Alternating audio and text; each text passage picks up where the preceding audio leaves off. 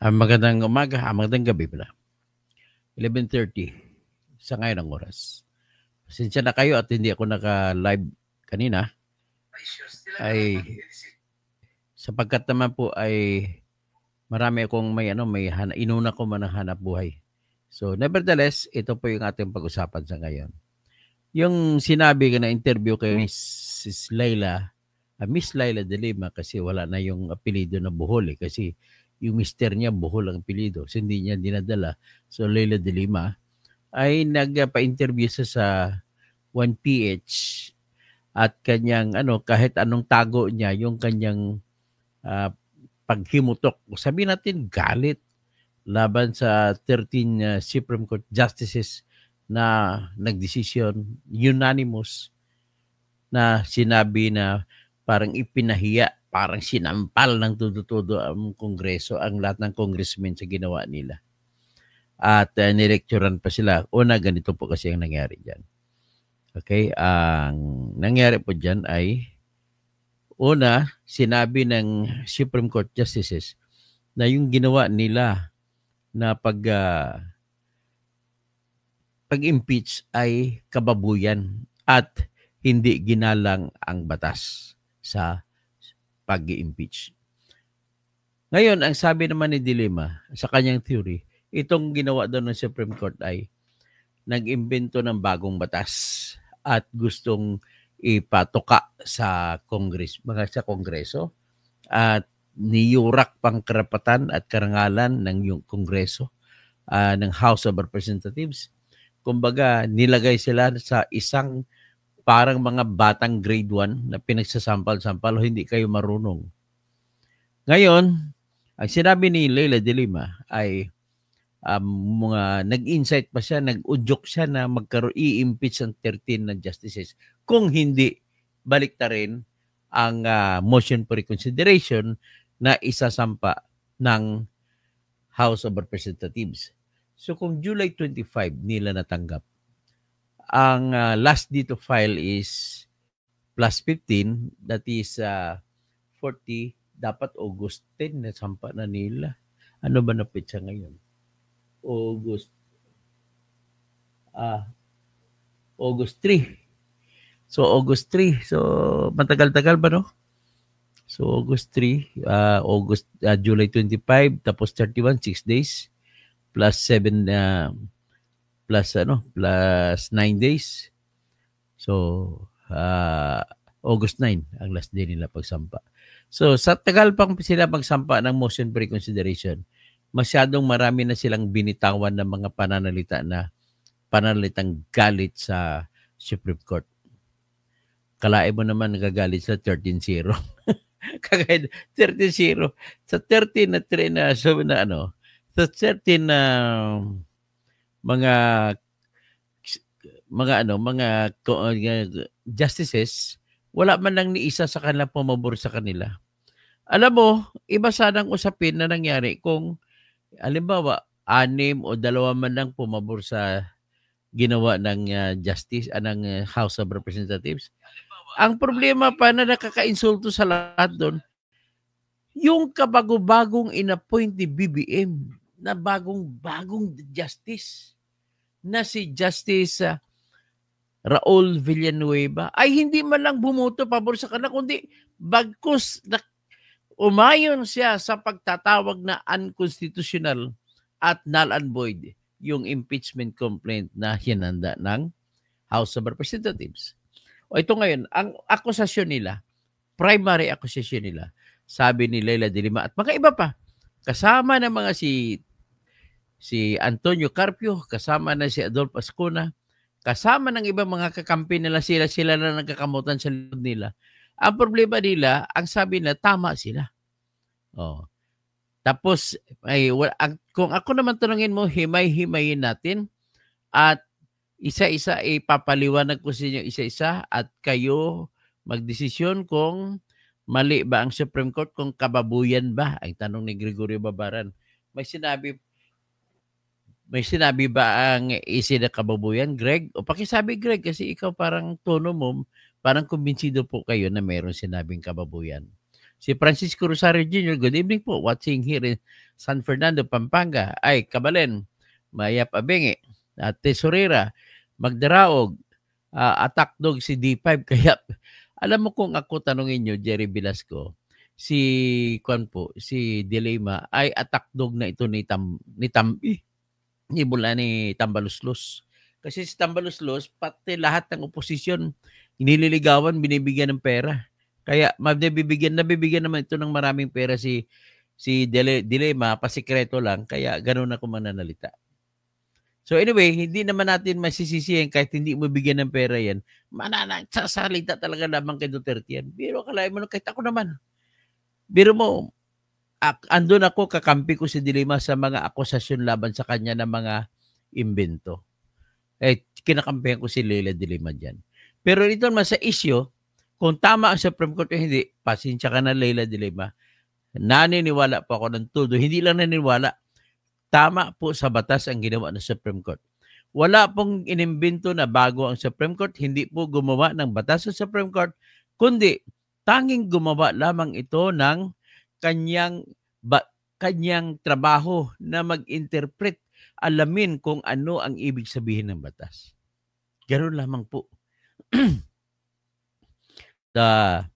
Tapos, kapatid, Dennis Causing, Gregory Babaran, ikaw po ang nagsabi na may sinabing kababuyan ng ICC. Hindi, wala po. Sinabi ko lang na walang ginawang kababuyan ng ICC. Sinabi ko lang na si Dilema nagsasabi na may kababuyan ang Supreme Court ginawa. Okay? Si Jerry Velasco naman ay, sabi, expected naman Jerry, galit ka naman sa akin eh. Jerry, si Toto Causing na nasira dahil sa Duterte, paliwanag mo nga. Ang labo naman niya. Bakit mo kampihan lagi ang mga Marcos? Bakit mo awayin lagi yung Duterte kung nasa tama sila? Awayin natin sila pag nasa mali sila. But this time, ang issue ay mali talaga sila. Tama si Sara dito. Tama rin siya mga Duterte sa ICC. Okay? Ganun lang ho kasimple. Pero sa ibang bagay, I condemn them. Like for example, the killing. Pero dapat dito sa Pilipinas yan nililitis. Okay? Jerry, you understood what are you saying? Okay naman, at least natutuwan man ako at naglakas loob din kayo magsabi kahit kontra sa akin, tatanggapin ko po yun. Ito, ano ba ginawa ng Supreme Court na bakit manggalaiti? May rason ba si Dilema? Kung tanongin nyo, wala siyang rason. Hindi binaboy ng ICC ang Supreme Court, no? Ang sabi ng Dilema, parang binaboy, parang tinapakan, ininsulto, sinampal kaliwat kanan ang House of Representatives. Okay? So ngayon, Versatile Matt, magandang gabi po. Magandang kung anong oras din sa UAE. So ganito. Unahan natin sa ginawa ng Supreme Court. Ang ginawa ng Supreme Court, dalawang bagay na nagagalit sila. Unang bagay na ginawa ng Supreme Court po ay ganito. Dineklara ng Supreme Court na bawal na ang pang-apat na reklamong impeachment. Sapagkat yung una-unang tatlong reklamong impeachment ay binaboy ng House of Representatives. Paano binaboy? Ganito po ginawa nila. May nagsampa na unang tatlong impeachment, December 2, December 4, December 19. Lahat niyan ay 2024. Nang nagsampa sila, ang ginawa nila, pinatulog nila. Hindi nila inaksyonan. Hanggat sa February 5, 2025, kung titingnan mo sa araw-araw na nagdumaan, ay mahigit 2 buwan. So, anong ginawa nila? Ang decision po ng Supreme Court ay binaboy nila, may masamang balak sila. Kung sa English ba, in bad faith. At because of that bad faith, that was concluded by the Supreme Court, based on their actions, ay iyon po ay may masamang balak. Gusto lang paikutin ang batas ng konstitusyon. Okay, ganito. Noong January 13, 2025, sinabi ng tahasan ng Supreme Court, anong ginawa ninyo? Noong January 13, 2025, nag-privilege speech si Congressman Raul Daniel Manuel ng Makabayan Group. Kasama niya dyan si Franz Castro. Kasama niya dyan si Arid Brusas na silang tatlo ang nag-endorso ng pangalawang reklamong impeachment na may petsa na December 4. Ano ang laman ng privilege speech ni Raul Daniel Manuel? Sinabi mismo ng Supreme Court na nag-privilege speech at nagrereklamo si Raul Daniel Manuel, bakit hindi nyo inaaksyonan ang aming impeachment complaint na sinampa noong December 4, 2024? At hindi nyo rin inaksyonan ang naunang reklamo na sinampa noong December 2, 2024. At hindi nyo rin inaksyonan ang impeachment complaint na sinampa ni Congressman Gabriel Bordado noong December 19. Ganun po ang privilege speech ni Raul Daniel Manuel. Anong ginawa? Nirefer sa committee ang privilege speech. Wala pa ring aksyon na ginawa sa tatlong impeachment complaint. Pinatulog. Yan po ang sinite ng Supreme Court na unang-una na binababoy ng Kongreso ang mga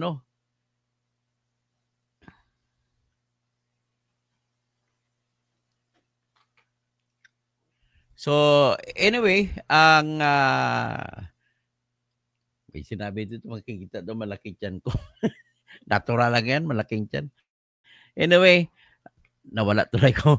Basta ang ibig ko sabihin dito, pinunto ng Supreme Court na isang ebidensya na may masamang balak, na may maitim na balak ang House of Representatives kung ano mang gagawin nila.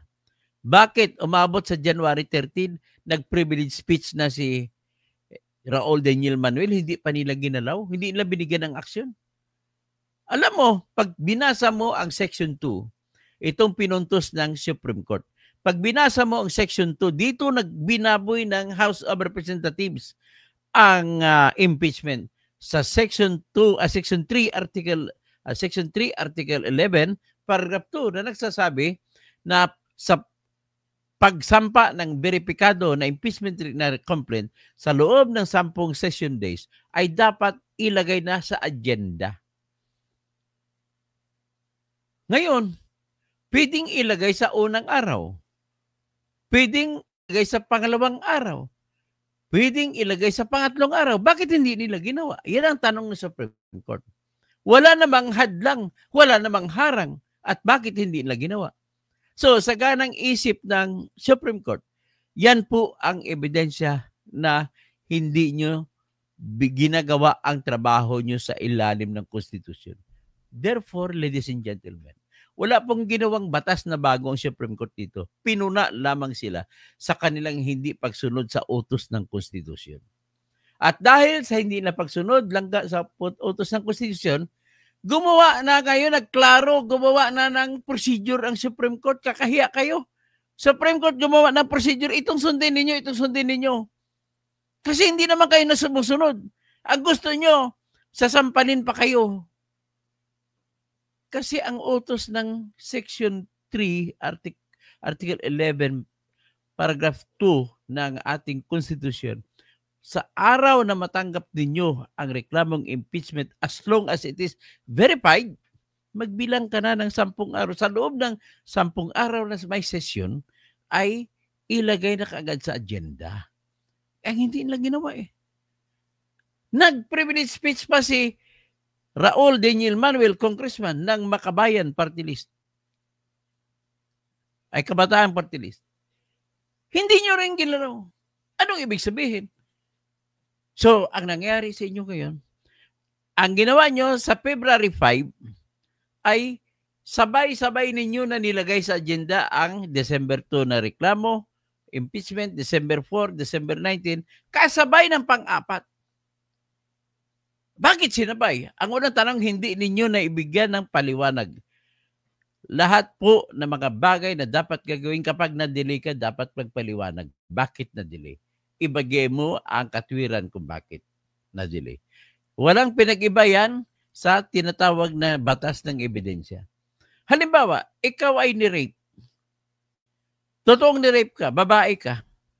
Ni-rape ka noong 10 years ago. Bakit ngayon ka lang magreklamo? Ipaliwanag mo kung bakit. Kasi kung hindi mo mapaliwanag, hindi na pwede tanggapin yan. Kahit totoo man yan ni-rape ka. Ganun po yun ang ibig sabihin ng element of delay. nag-delaying tactic dito ang House of Representatives. Yung pala, ang gusto nila mangyari, kung bakit sila nag-delay, ay pera ng AKAP, pera ng AX, pera ng TUPAD, pera ng MAIP. Sinabi ni Toby Chanko, nakakampi nila, spokesman, campaign manager ng alyansa, ayaw ni BBM na magkaroon ng impeachment pero sinampa nila. Ano ang dahilan? Ang dahilan, sabi ni Toby Chanko, para pangharang langga kay BBM. Kasi gusto ni BBM tanggalin ang AKAP sa veto niya, tanggalin ang AKAP, tanggalin ang AX, tanggalin ang MAIP sa budget. O di kaya bawasan man lamang. Ay ayaw nila tambaluslus. Kaya ganun ang pinangharang nila. Kasi alam nila na ayaw ni BBM ang impeachment. So pinangharang nila. So ang dahilan ngayon kung bakit hindi nila inaksyon na kagad, yung pala wala para silang totoong intention na genuine o lehitimo yung impeachment. Kaya nang matapos ang pagpirma ni BBM sa budget ng 2025, ano nangyari? O di, palakpakan naman sila kasi hindi tinanggal ni BBM sa pamamagitan ng veto power ang AKAP, ang AX at ang MAIP. Ito na ngayon, papasok sa January 2025. January 2025, si Raul Manuel naman nagreklamo, bakit hindi nyo inaksyonan? Pinabayaan. Dumating ang February 5. Ang problema ng mga congressmen, malapit ng eleksyon langga, wala silang pera panggamit pang kampanya. Kaya ang ginawa nila ni Tambaluslos, noong February 5, kinopya nilang ibang mga artikulo sa naunang 3 complaint at binuo na pang-4 na reklamo at pinirmahan ng 215 congressmen. Dahil pirmado na. At ang nangyari sa February 5, anong ginawa nila? Ganitong ginawa nila. Nagkwento ako ng totoo ha, pakinggan nyo. 2 lamang ang agenda nila, yung impeachment number 4 at saka 3 impeachments complaint. Ang ginawa na sa number 4, inuna nila pinag-usapan. May I move, sabi ni Manis Dalipi na majority floor leader, for the House of Representatives to instruct at to consider this 4th impeachment complaint as the official impeachment complaint of the House of Representatives, and thereafter the Secretary General be instructed to submit the impeachment complaint to the Senate. O yun, approve kagad. Pagkatapos doon, ay nag-move naman siya. May 3 impeachment complaint dito na nauna sinampa, December 2, December 4, December 19. May I move that the 3 impeachment complaints be delivered into the archive. Yun ang nangyari. So, ibig sabihin, hindi sinunod ng House of Representatives langga ang utos ng konstitusyon. Kaya doon pumasok ang Supreme Court, hindi po sila gumawa ng bagong batas. Ininterpret lamang ng Supreme Court kung anong ibig sabihin ng archive. Ibig sabihin ng archive, hindi nyo sinunod ang konstitusyon nagsasabi, after 10 days na malagay sa agenda, 3 days, within 3 session days thereafter, utos yan, 3 araw, nilista. Wala kang forthwith na pagsusundan na kung kailan mangyari yan.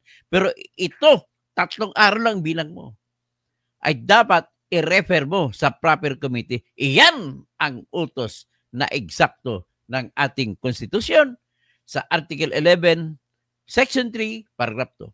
Hindi nila sinunod.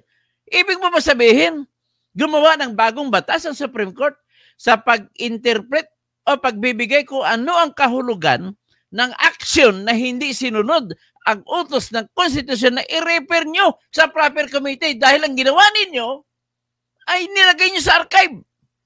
Nagtanong ngayon sa Supreme Court. Ibig sabihin, kasalanan ba yan, Madam Dilima? Did the Supreme Court impose a new law? Wala. Nag-interpret na sila kung anong ibig sabihin ng pag-archive. at hindi nyo ni-refer sa proper committee. So, sinabi ngayon ng Supreme Court, because of that, the 3 impeachment complaints which were filed earlier ay ginawa niyong functus officio. Ibig sabihin, functus officio, patay na.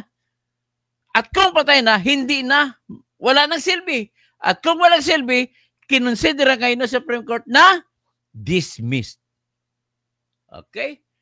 Nang dinesisyonan ng Supreme Court, dismiss ang 3 impeachment complaint, sinabi ng Supreme Court, tahasan na natural consequence ng mga dismissed na kaso, tatakbo na kagad ang tinatawag namin na prescriptive period. Natatakbo na kagad ang 1-year ban pagka-dismiss ng 3 impeachment complaint. At dahil na tumatakbo 1-year ban, bawal na ngayon ang pang-4 na impeachment complaint.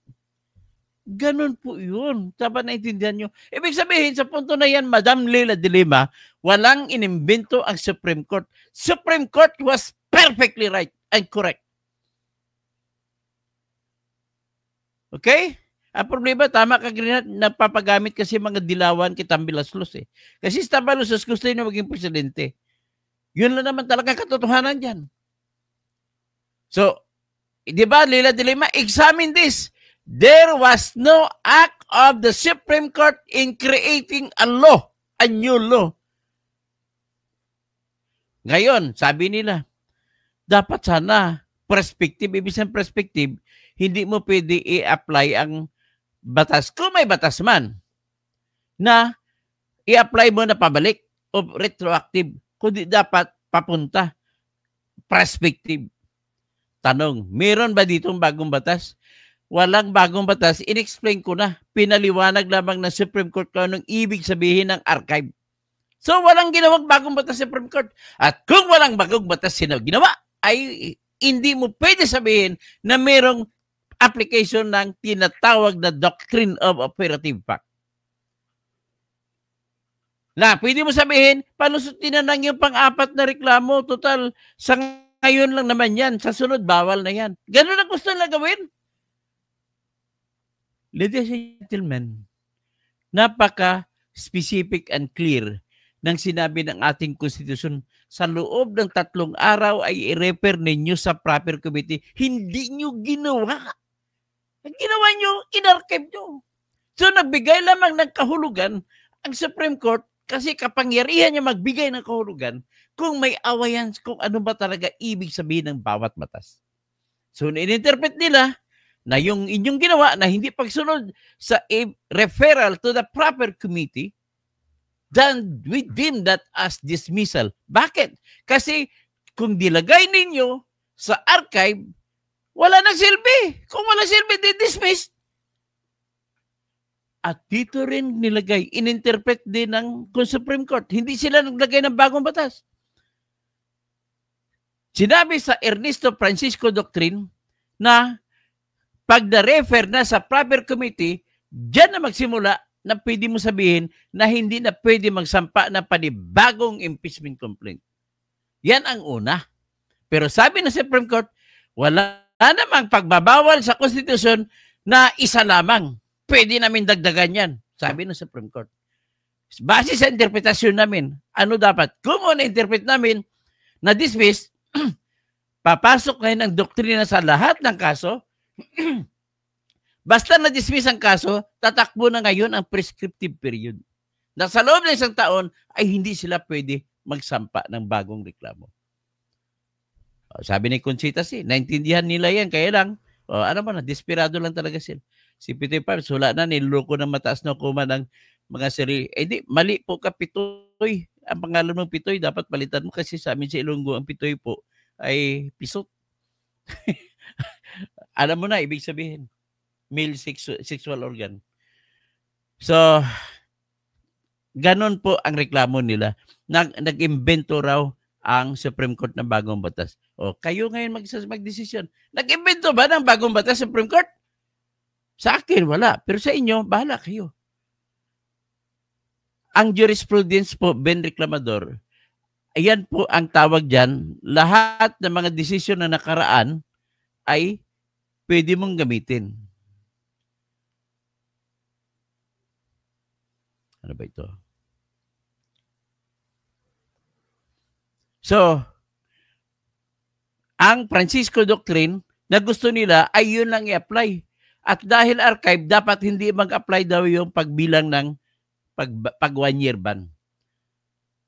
Ay, sana masasabi ko, walang bagong batas, kaya alam naman nila yan kasi no person is allowed to be ignorant of the law. Kasi ignorantia lihes non excusat. Ignorance of the law excuses no one. Hindi nyo pwede i-ignore ang batas na nagsasabi na i-refer. Ang ginawa niya, hindi nyo ni-refer. Oh, ano? Next, may isa pa silang question na gusto ni Leila de Lima na gagamitin niya siya ngayon ng attack dog at nang udyok siya na i-impeach ang Supreme Court Justice kasi maliban daw sa mali sa Ernesto Francisco Doctrine ay nagbagawa daw sila na bagong batas sa pagsasabi ng archive ay rin kapareho din ng epekto sa Ernesto Francisco Doctrine na magbabawal ng pagsampa ng bagong reklamo sa loob ng 1 taon. Ay may isa pa silang pinunto na mali naman daw, bago na naman daw ang ginawa ng Supreme Court.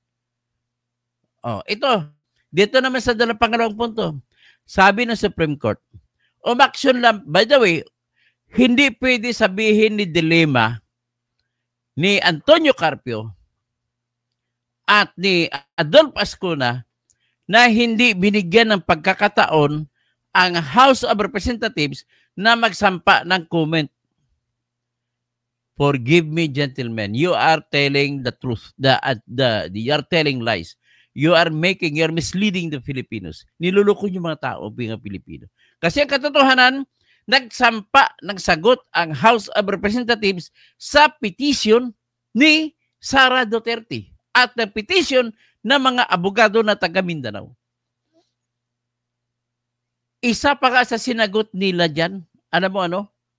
Na sinagot ng House of Representatives sa katauhan ng Office of the Solicitor General sa panahon ni Minardo Guevara na ang pagbilang daw ng 10 session days ay magsimula sa araw na natanggap ni Speaker, hindi sa araw na natanggap ng House of Representatives ang reklamong impeachment. Hindi mali. Kaya ang ginawa, nung nagsumiti ang House ng mga sagot nila sa tanong ng Supreme Court, anong nangyari sa status ng 3 impeachment complaint that kinorek ng Office of Solicitor General sa katauhan ni Solicitor General Darlene Berberabe na mali ang House of Representatives. Mismo ang OST na sabi na mali sila sa pagsasabi na ang pagbilang ng 10 araw ay magsimula sa araw kung kailan natanggap ni Speaker ang tinatawag na impeachment complaint. Tinama niya, dapat doon magaling sa araw kung kailan natanggap ng House ang reklamo, hindi sa araw natanggap ng Speaker. So, next, sinasabi nila ni Leila de Lima, which is intellectually dishonesty naman ang ginawa mo, Miss Leila de Lima. Sinabi mo na, parang motu proprio, gawa-gawa ng Supreme Court to ng himasok. Hindi po sila ng himasok. Gumagawa lamang ng reaction ang Supreme Court dahil may petition na sinampa, dalawa, yung petition ni Sara at saka petition ng mga Mindanao lawyers. Kaya hindi mo pwede akusahan ng Supreme Court na gumagawa-gawa ng himasok. Mali po kayo. Mali po kayo. Ang problema sa inyo sa House of Representatives, kung anong gusto nyo na mangyari, sugo ng yung damdamin na nagagalit kay Duterte, ay yun. Huwag naman ipairal ang galit. Ipairal nyo yung ano ang tamang batas. Pinaglalaban ko pong batas. Nagkataon sa mga batas na ito na pinaglalaban ko ay napabor kay Duterte. Ganun na ho kasimple yan. Next, yung pangalawa na reklamo ni Leila de Lima. Bakit daw sa punto na pag-atlo na sistema ng pag-impeach ay kumapirmahan na ng isa sa bawat 3 congressmen ang reklamong impeachment ay automatic impeachment na. Nakalagay po yan kasi sa Article 11, Section 3, Paragraph 4. Pero ang ginawa ng Supreme Court, ang gusto mangyari sa Supreme Court, inamin ninyo sa tanong sa Supreme Court, kayo ba, bago nyo inakyat sa Senate ang pang-apat na impeachment complaint, binigyan nyo ba ng pagkakataon si Sara na sumagot? Anong sagot nila ni OSG, ni Attorney Darlene Berberabe? Sinabi nila, hindi po namin binigyan. Tahasa sabi na hindi binigyan ng due process, ng opportunity to answer. Kasi sabi niya, doon naman sa Senate pag-trial, makapag-answer naman siya. Ano ang sagot ng Supreme Court? Sabi ng Supreme Court, mali, mali, mali. Sinabi ng Supreme Court, sa Constitution po nakasulat, ang lahat ng tao na matatanggalan ng karapatan ay may karapatan na pakinggan muna bago tanggalan ng karapatan ng tuluyan. Nakasaad po yan sa Section 1, Article 3 na nagsasabi, no person shall be deprived of life, liberty, or property without due process of law, nor any person shall be denied the equal protection of the laws. Si Sara ay tao lamang. So kung ang ordinaryong kriminal na dinala sa korte ay binabasahan muna ng kaso at nililitis muna bago hatulan, ganon din si Sara, tao lamang siya. At kung tao lamang siya, ay may karapatan din siya na may karapatan din siya na pakinggan mo na siya. Bigyan mo siya ng pagkakataon na magpaliwanag kung bakit. Sabi ng Supreme Court, hindi natin pwede maiwasan yan. Utos ng ating Bill of Rights yan. Kaya, dapat ang ginawa ninyo bago nyo inakyat sa Supreme Court, sa Senate, yung pinirmahan ng isa sa bawat tatlo, ay binigyan nyo muna ng draft ng complaint ang si Inday Sara, at binigyan nyo ng kopya ng mga ebidensya para masagot niya muna. At pag sumagot siya, bahala siya kung sasagot siya kung hindi. Bigyan nyo ng araw. Pag hindi pa rin siya sumagot, o kung sasagot siya, saka na mag-decision ang House. Kung ayaw na sagot, tuloy nila. Ganun lang ang simple ang sinasabi ng Supreme Court na kailangan respetuhin ang due process. Hindi kubo na hindi nakasabi sa Article 11, Section 3, Paragraph 4 na kailangan i-due process ay kailangan pa rin kasi pinakamataas na karapatan ng tao ang due process. Sagrado yan. Ngayon mga argumento naman nila Dilima, public office naman yan. Hindi ba dapat walang karapatan sa due process? Public office yan. Nakalimutan nila na yung public office niya may sweldo. So kung tinanggal mo sa bigla kagad, nawala na siya ng sweldo. So right to property yan, ang sweldo. Ang gusto ninyo basta kaaway ninyo, bahala na. Wala ng due process, kaaway nyo Kaya yan po ang dahilan na nagsabi ang Supreme Court, the end does not justify the means. At dahil sa tingin niyo guilty si Sara, wala nang due process, hindi po pwede. Sabi ng Supreme Court, dapat tama ang lahat. Dapat idaan mo sa due process. So ang tanong, may bago bang ginawa ang Supreme Court diyan? Sagot, wala. Wala ko nakitang bago. Madam Leila de Lima. Kaya you are wrong. Clearly wrong. Kaya wala kang karapatan na mag-criticize sa Supreme Court justices na sabihin mo impeachable sila. Paano mo impeach? Tama sila. Balikan mo. Tapnatsir ka pa naman sa bariksam, hindi mo tanggapin na tama 'yon. Kag klase ka. Leila de Lima? Sinusuportahan pa naman kita sa kaso mo. Laban kay kinaso sa'yo laban ni Duterte, binablog kita, sinusuporta ako sa'yo, pabor sa'yo. Dapat, huwag ka nang pumasok sa mga trappings ng mga tambaluslos. Kasi ang problema siya, tumatanggap kayo ng pera dyan Opposition man o hindi, tumatanggap kayo ng pera Kaya super majority nakukuha ni tambaluslos. Kahit sino papirmahin, pumipirma dahil may pera. Kayo nakaraan, pagpirma sa impeachment laban kay Sara, sigurado po ilabas ko sa sunod na vlog ko ang ebidensya na umamin ang iilan sa mga congressmen na pumirma na tumanggap sila ng 150 million. Ngayon kung 215 times 150 million, 32 billion mahigit ang ginastos ng Pilipinas. Mula sa ating pera yun, ibinigay sa mga congressmen para labang i-impeach si Sara. Makatwiran ba yan?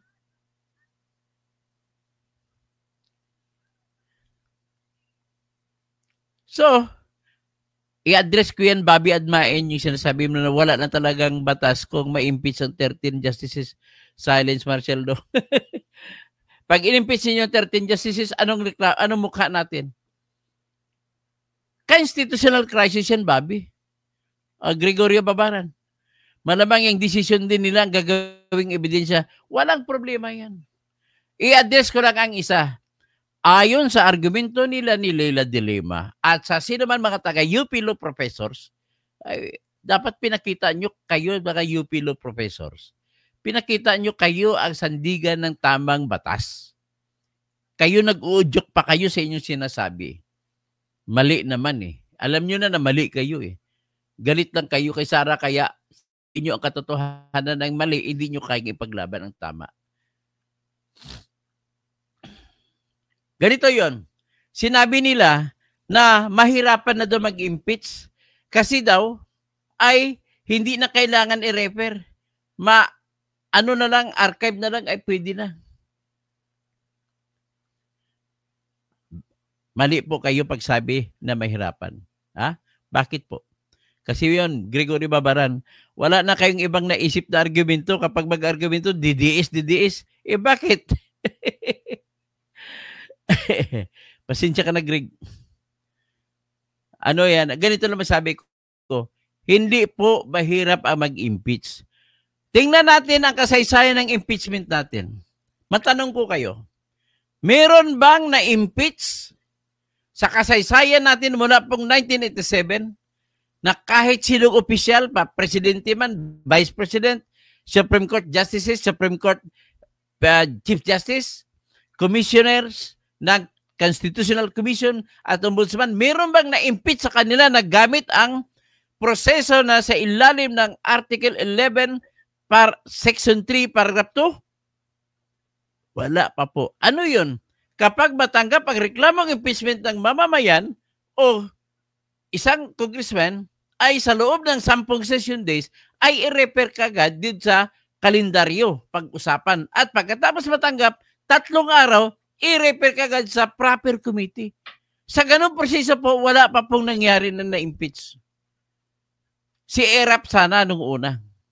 Kaya lang, ang nangyari kay ERAP, nang inendorso ni Congressman Heherson Alvarez at Congressman Ernesto Herrera, ang reklamong impeachment nila ni Chavit Singson laban kay ERAP ay nagkaroon ng committee hearings. So na nagkaroon ng committee hearings, nagdesisyon ng committee na i-impeach si ERAP. Ang problema, maraming kakamping congressman si ERAP. Kaya hindi matuloy-tuloy. Ang speaker noon ay si Villar. So anong nangyari?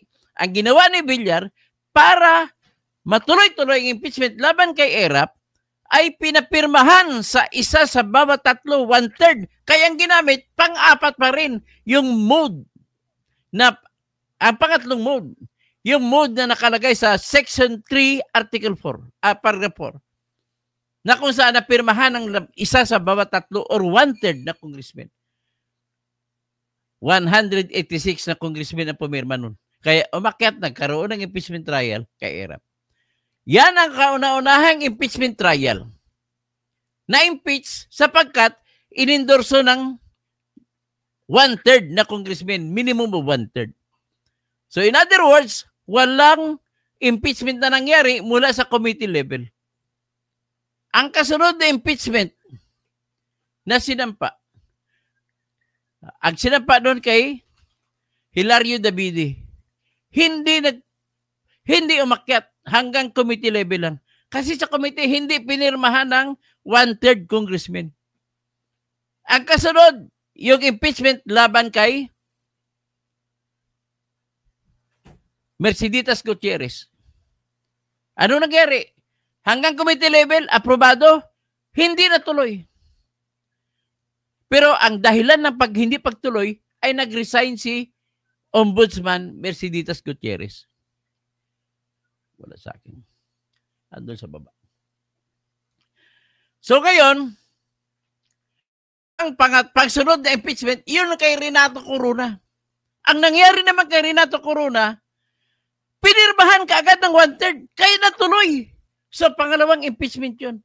Nakita nyo, ang mga natutuloy na impeachment ay yung mga pinirmahan ng 1/3, minimum 1/3. Wala pang impeachment na nanggaling mula doon sa committee level. Ang pang-apat na impeachment, pang-apat ba? From Corona, ang kasunod, yung impeachment laban kay Sara Duterte.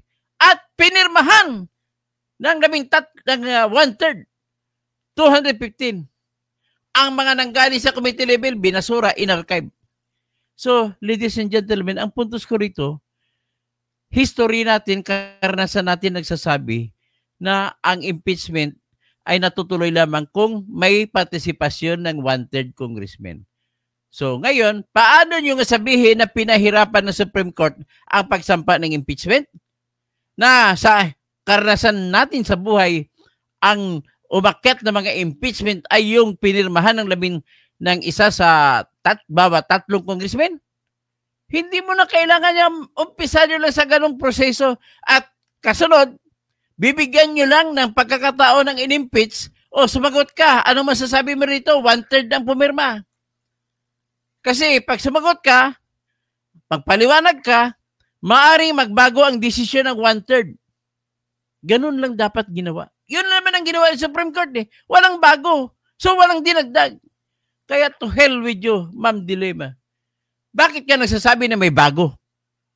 Pare-para lang kayo mga taga-UP law professors. Buti hindi nyo ginamit ang buong UP. Individual lang.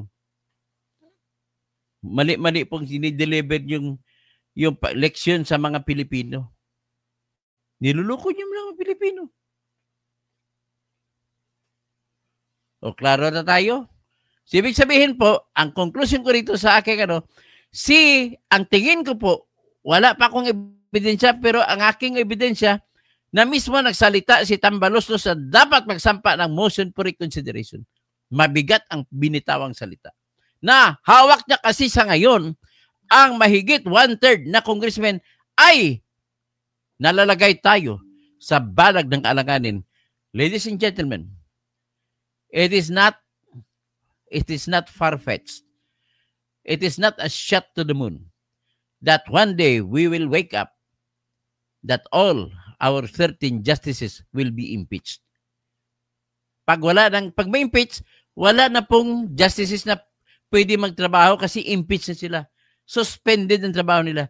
In the meantime, ang lahat ng apela sa Supreme Court, ang hihingi ng TRO sa Supreme Court ay hindi mabibigyan. Ang hihingi ng habeas corpus sa Supreme Court ay hindi mabibigyan. Ang hihingi ng writ of amparo sa Supreme Court ay hindi mabibigyan kasi yung 13 justices ay ini-impeach nila.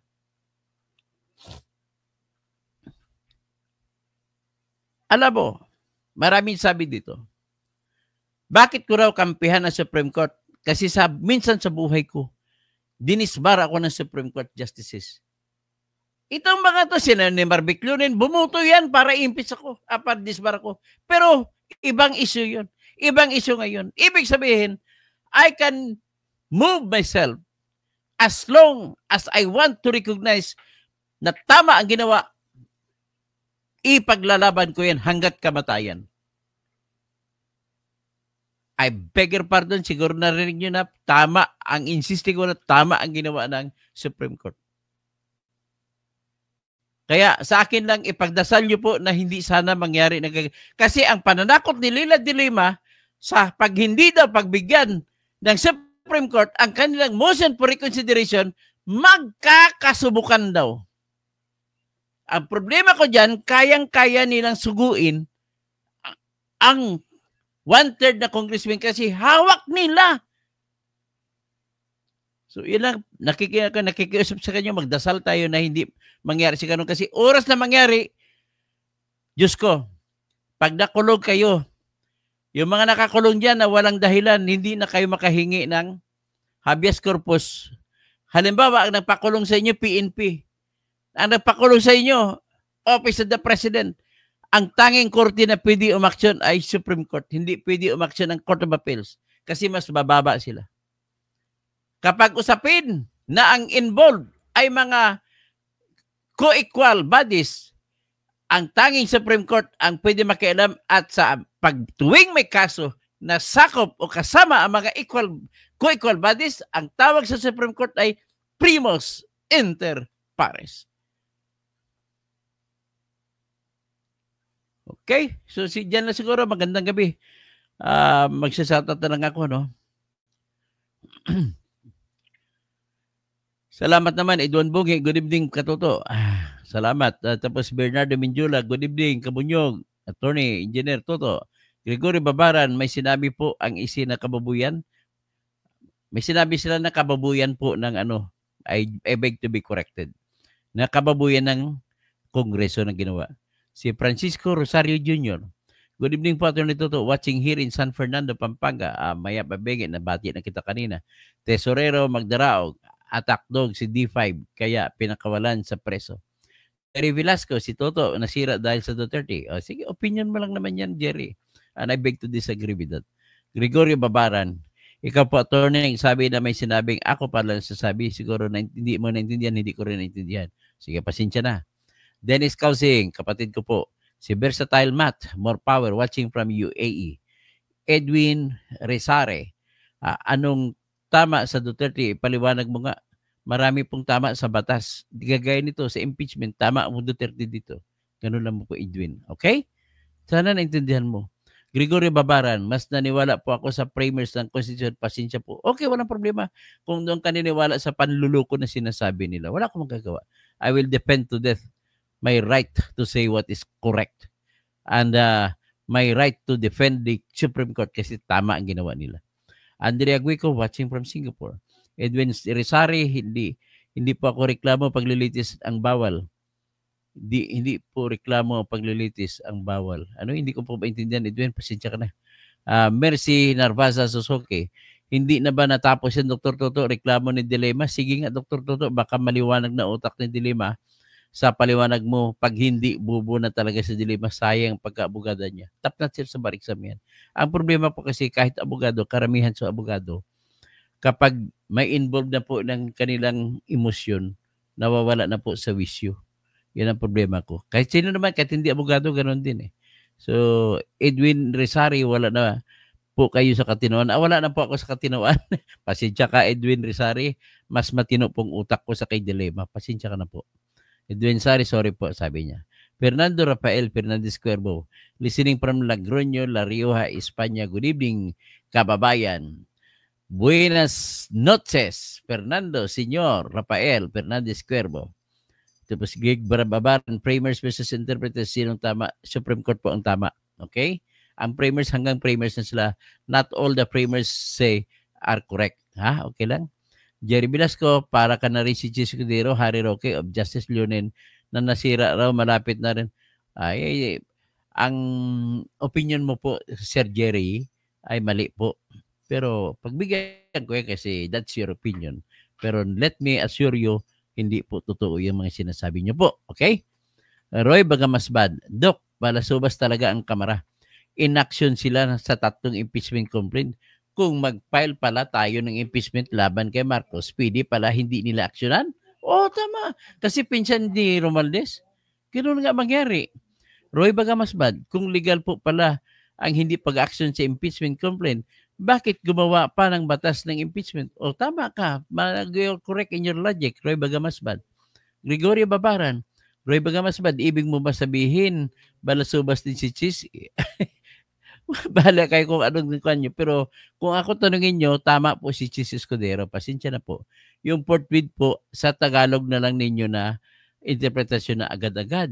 Pero pagdating po sa batas kasi, ang ibig sabihin ng forthwith ay without reasonable delay. Walang reasonabling mga delay. Halimbawa, kaya na to. paliwanag ko na lang. Si Chis Escudero nung time na yon ay marami silang batas na mas importanteng tapusin. Kaya tapusin niya muna batas bago niya asikasuhin. Alam mo ba, isa sa mga batas na yon, Langga, na dapat asikasuhin ay yung batas na pagpataas ng sahod ng mga manggagawa natin sa 200. Ano nangyari? Hindi na po natapos dahil wala ng oras. Naubos sa impeachment ang kanilang atensyon. Okay? Na ano na to tika, nawawala po yung ano ko.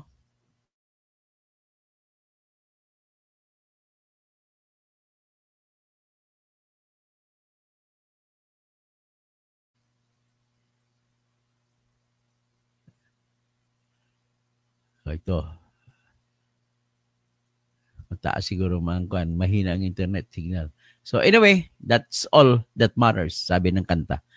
So kung si Gregory Babaran, ibig sabihin Balasubas, hindi po. Fernie Pinto, Senior, ayos. Aha, halaman, kabayan, bunyog, ingat. Ben Reclamador. So pag-file ng impeachment ngayon, araw, bukas, dapat wala na mag-file ng impeachment. Hindi pa po. Pag-file po ngayon, Ben Reclamador, ng impeachment sa ngayong araw, magbilang ka po, may 10 araw na session days, ang Kongreso na aksyonan yan. Ang aksyon na binibigay ay dapat ilagay sa agenda o order of business kung tinatawag nila na para pag-usapan. At pag mailagay na, magbilang na naman ng 3 araw na session day at kailangan i-refer nila sa tamang committee.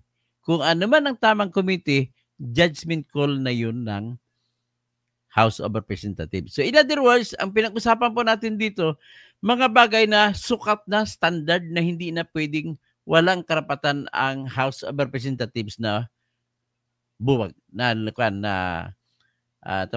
labagin. Dapat hindi sila lumabag dun sa 3 araw na huli at yung 10 araw na una.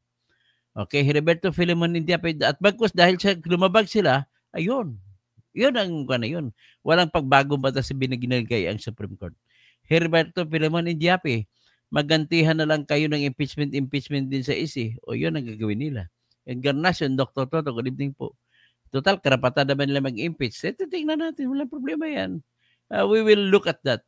Suportahan naman natin sila kung tama yung sinasabi nila. Pero kung itong basehan ng decision, no, I don't see any justification for the impeachment against the justices. Tapos, saan ba tayo?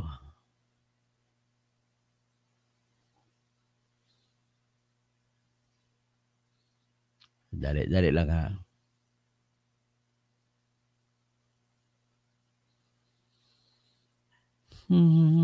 Si Greenheart. Saan ba si Greenheart? Greenheart, nagpapagamit ang mga Adilawan turn Pinklawan kay Tambi. Pero ang hindi nila alam, until na lang silang bubukuhin ni Tambi. Si Sabah, pinakasuhan sa DOJ. Si Risa, binisto na ng witness. At si Gibo, binisto na. Okay, Gregorio Babaran, may karapatan din si Laila Dilima mag-file. Yes, may karapatan po. Wala pong ano dyan. Heriberto Filemon Indiape, pagbibigyan po kung sino gusto mag-impeach sa mga isi, pahala sila. Tapos dadaan, basta sundin lang nila ang nakalagay sa proseso na nilagay ng ating konstitusyon. Wala pong problema dyan. Gregory Babaran, proud Dilawan po ako, Tony. Para sa akin, maling-mali ka dahil ang gusto namin pagka-presidente ay si BP Leni. Hindi na usapin itong pagka-presidente. Ang usapin lang natin ito, impeachment mo ng Greg. Saka na natin pag-usapan yung pagka-presidente kung ando na tayo, ha? Pitoy Fabs, wala na, niluloko na ng mataas na hukuman ang, disagree naman po ako sa iyo, Pitoy Fabs, no? Conchita C, naintindihan nila yung katoto, ang ginagawa nila, desperado sa pagpagulo na sobrang bitin ng Dilawan at Pinklawan. Yung sa maaari lang sana, wala sanang kulay-kulay. Pilipino tayo lahat. Ben Reclamador, nalilito po ako sa jurisprudence. Yung decision ngayon sa ISI, sa Duterte impeachment ay hindi yan jurisprudence na rin po. Lahat po na nagiging decision ng Supreme Court, bago man o luma, sakop ng buong pangalan na jurisprudence. Okay?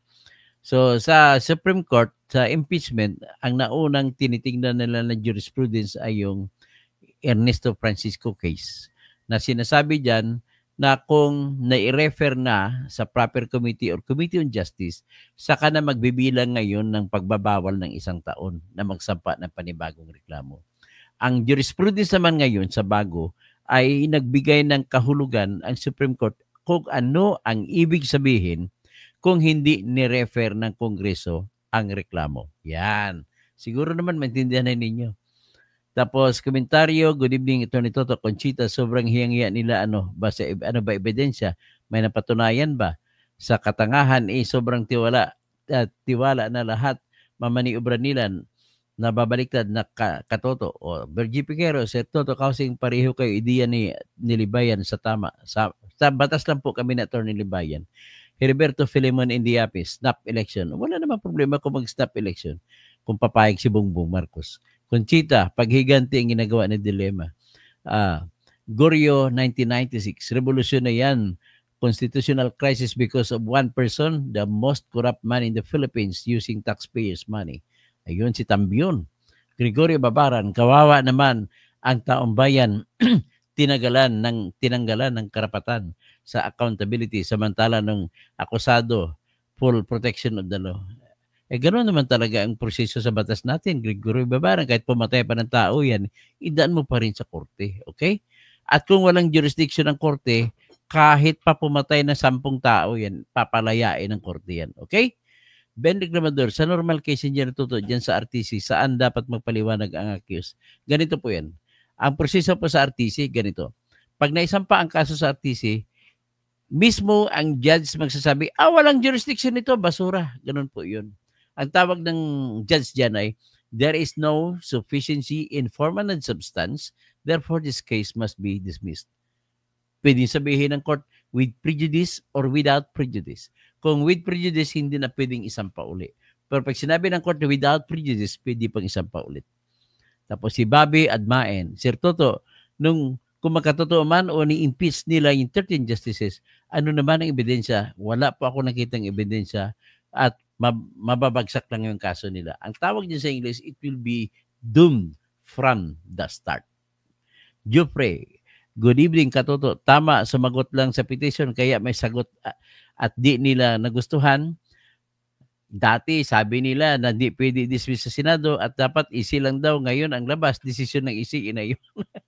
Si Gregorio Babaran, si Bobby Admaen, malamang yung desisyon din nila ang gagawing ebidensya laban sa kanila. Bobby Admaen, wala na talagang batas kung ma-impeach ang 13 justices. Alam mo, sa pag binabasa kong inyong mga comment, nakikita ko na naintindihan ninyo yung batas sa impeachment. Gregorio Babaran, naku, magagalit mga DDS pag nagmarsyalo. Ay, hindi naman siguro. Gregorio Babaran, real talk lang po, attorney. Gugustuhin ba ng mga DDS ang marsyalo? Ay, kahit hindi DDS, ayaw ng marsyalo. Di ba? Walang gusto ng marsyalo. Si Marcos, senior pa ng marsyalo, na-experience natin. Ako kasi, senior citizen ako, naranasan ko po yung marsyalo. Yung sa inyo dito na hindi senior citizen, ay hindi kayo nakaranas ko anong marsyalo. Cassandra Daisy, ipinagkait ang due process kay VP Sara. Ano ho yan, diretso sa Senate without giving a chance to the accused to explain her side? Tama po kayo, Cassandra Daisy. Rocket, good AM, Dr. Toto, maayong aga. Aga na ba? Hindi pa naman, gabi pa lang. Maayong aga na pala, 12-11. Elfidia Madara, remember, sinabi ni Senator Amy na 1.6 trillion pesos naka-earmark sa impeachment. Yang mga lumalaban sa isi ay gusto. O nga, 1 trillion pesos daw ata. 1.6 trillion ang budget para matanggal sa pwesto si Sara Duterte. Totoo parang nakikita ko. Hindi pa ko nasabi na totoo yan, pero nakikita ko parang totoo. Gregory Babaran at sigurado ko kontra din ang dilawan sa Marcelo. Marcelo, pag-impeach yung 13 Supreme Court. Ben Reclamador, bakit hindi pinasagot si ERAP sa Congress? Si ERAP naman po, hindi siya hindi pinasagot. Hindi lamang niya, hindi siya kumwestiyon.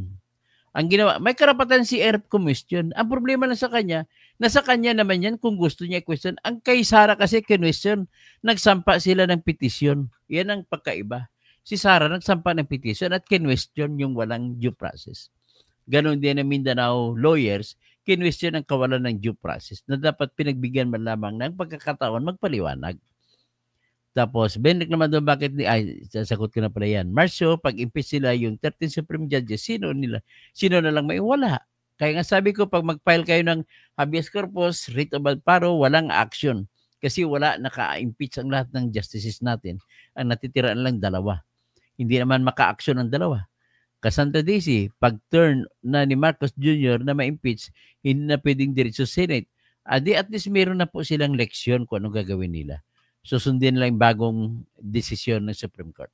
Gregory Babaran, at attorney, ano ba masasabi ninyo kung nagkaroon ng oral arguments about legality ng Sara impeachment case?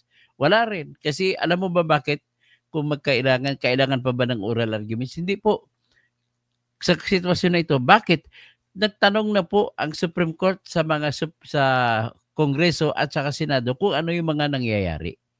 At kung may alam na nilang nangyari, hindi na kailangan mag-oral argument. Kasi ang oral argument lang, ang purpose lang yan, magtatanong din lang sa Supreme Court. Ano ba talaga nangyari? Bakit? Kaysa ginawa ng formal na oral argument, sumulat na lang ang Supreme Court sa pamamagitan ng utos, ang tawag namin yan, interrogatories. Tinanong sila, anong status ng 3 impeachment complaint? Hindi naman nasagot na maayos. Ganun po yun. Gregory Babaran, pabor na pabor, lalo kay Bongbong ang desisyon ng ICC sa pagtangka ng impeachment complaint sa kanya. Cassandra Daisy, oral arguments, huli sa video na delayed ang mga 3 reklamo dahil sabi ng mga congressmen, may inaantay pa. O yun, tama yun ha. Ginamit pa ng Supreme Court na ebidensya yung interview kay Reginald Velasco. Babid Mayan ng IBP ay sumunod sa desisyon ng Supreme Court. Bakit si BBM may tahimik? Tiger 16, di ba dadaan pa sa Senado kung impeach nila 13 justices, paano hindi ma-approve sa Senado? Di wala rin. Ang Senado magiging judge. BBS Las Vegas, walang tamang batas sa mga Duterte kapag pabor sa kanila. Hindi naman siguro. Well, that is unfair to say the least. Conchita C, napakaliwanag ng analysis mo. Salamat po. I Mrs. God bless po, Dr. Toto. Nice explanation. Monit Canon, weak kasi si Marcos, hindi niya kaya si Tambi. At itong mga pinklawan, ginagamit nila ang Marcos administration para sirain ang mga kalaban nila sa politics, lalo na sa Duterte. Proud of you, Doc. Salamat po. Ben Reclamador, okay, si White Ouroboros, naintindihan ka namin katoto dahil you are once an officer of the court. Salamat po. Cassandra Daisy, we support you, Dr. Engineer Toto Kausing. Bill of Rights for all, including the accused na si BP Sara. Conchita C, tama si Cheese, malinis ang naging pananaw niya. Regine Ford, mabuhay po kayo. BBS Las Vegas, walang tamang batas para sa mga Duterte. Ganyan ang mga loyalista. Ay, hindi naman siguro. Do not belittle the Mindanao people who are sub-Saharan, sabi ni Richard Darian. Conchita si tama lang ang galing sa isi ang desisyon dahil nga nag-file na una si Sara at ang mga lawyer. Cassandra DC, pag-turn na si Tambi, Romualdez na ma-impeach, we will make sure na bigyan niya ng due process. Let him defend himself sa Congress, ipakita ang ebidensya, then do the Senate. Philly Ibiya, watching you katoto from Las Vegas. Go, go, go, because you're in the truthful highway. Thank you po. Maganda naman, truth highway. Cassandra Daisy, itong mga pinklawan at Marcos loyalista ay hindi nila alam ang kanilang karapatan. Gregory Babaran, salamat po, attorney, sa pasiglang pagtatalakay na wala ang antok ko, kasalanan mo yun. Tulog ka na lang ulit. Benedict Ramadal, pag mayroon impeachment complaint ngayon, first tapos mayroon impeachment ng complaint, bukas, second, alin dyan sa dalawa ang dapat ipasa sa Congress. Desisyon na po ng Congress yan kung anong iuna nila makalaw. O pwede sabayin nila base sa desisyon nila sa Ombudsman Mercedes Gutierrez case na kung saan ang 3 reklamo isinabay nila in-endorse, in-refer. Allowed din, sabi ng Supreme Court. Cassandra Daisy, one day, pag turn na nila mag-impeach, they will benefit sa decision ng Supreme Court na hindi kayo basta-basta maninira ng tao. Tama naman. Tama lang sa batas. Huwag kayong basta-basta maninira kung payagan natin.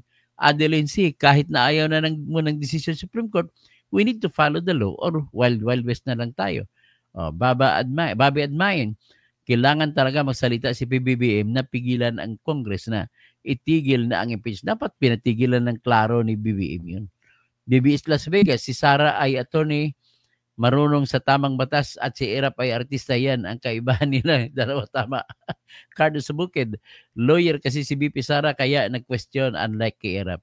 Adeline C. Kung in-appoint na ng Supreme Court ni BBM ang bumuto din ng unconstitutional yung impeachment. Okay, hanggang dyan lang tayo at magandang umaga po sa lahat-lahat. Mahal ko po kayo lahat. Kahit binubuli niyo po ako, mahal pa rin ko kayo. Believe po ako kay Tony na emotions control. Ay, nasanay na po rin ako. Sir Greg. Okay, kita-kita kids.